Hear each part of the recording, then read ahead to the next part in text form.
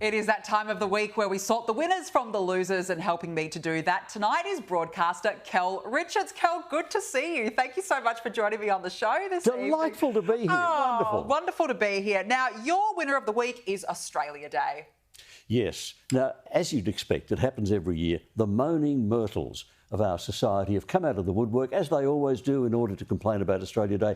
30,000 of them will march on the streets of Melbourne on Sunday to tell us how unhappy they are. In the meantime, 27 million Australians are really, really happy about Australia Day, and Australia Day is just being celebrated by everyone.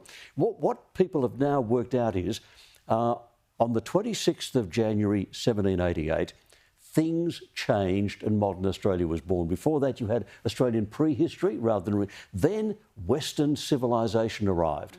And what it did was, Western civilisation threw open its arms and said, come and join us. And they have. There are 800,000 Australians who identify as being Indigenous.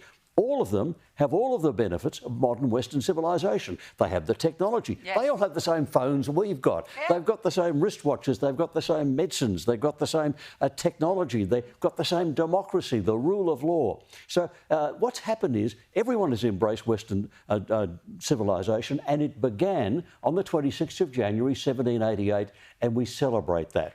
We certainly celebrate it. I think the tide's turning. I made a point earlier in my editorial, Kel.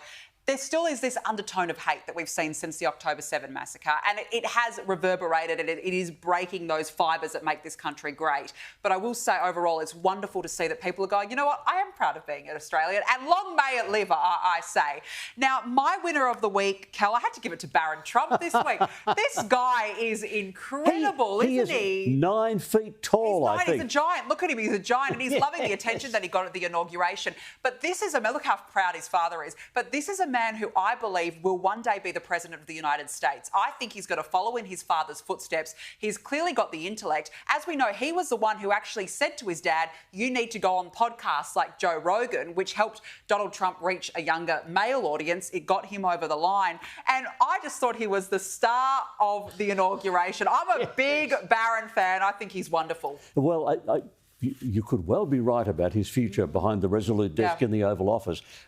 When he stood up to take that applause, he was so calm, he was so diplomatic, he was so dignified, he did really well. And at the inauguration, he turned around and said something to Joe Biden, and everyone is trying to work out what he said.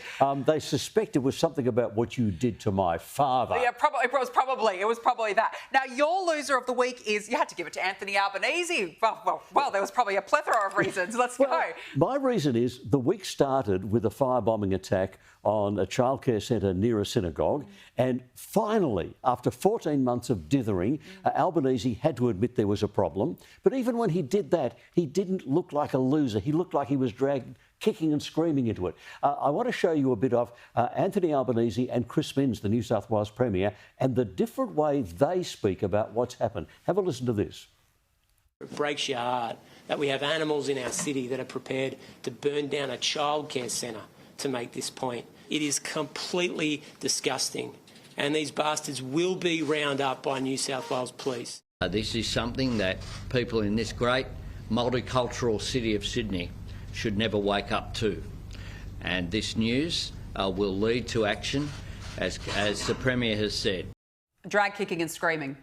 Well, this news will lead to action. I mean, he uses namby-pamby language all the time. He's not a leader, he's a follower. He followed Chris Minns. He followed Peter Dutton in calling a national cabinet. He's not a leader, he's a follower, and we haven't had leadership. It's his loser of the week. I think spot on. Well, I feel like he could be the loser every week, to be honest, Kel. Now, my loser of the week, I had to give it to the woke Bishop of America. You'll remember this. Have a look at this.